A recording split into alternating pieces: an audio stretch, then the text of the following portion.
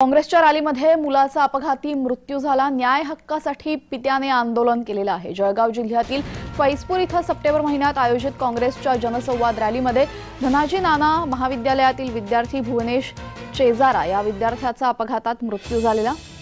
महाविद्यालयातून परस्पर मुलाला काँग्रेसच्या रॅलीत नेऊन अपघातात त्याचा मृत्यू झाल्याने त्याला सर्वस्वी राजनैतिक जबाबदार असल्याचा आरोप मृत मुलाच्या पित्याने केला असून मुलाच्या मृत्यूला जबाबदार असलेल्यांना कठोर शिक्षा व्हावी यासाठी पिता डालूराम चेजारा यांनी रावेरी जिल्हाधिकारी कार्यालयावर मोटरसायकलद्वारे रॅली काढली आहे।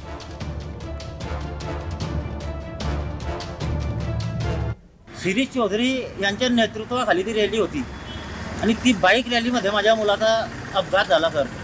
12:30ला अपघात झाला। मला 5 वाजता त्यांनी कळवलं की तुमच्या आणि त्यांनी सर बघा त्यांचं माणुसकी बघा त्यांच्यामध्ये त्यांनी त्यांची रॅली पण स्थगित केली नाही। म्हणजे एवढी त्या नेत्यांमध्ये माणुसकी आहे।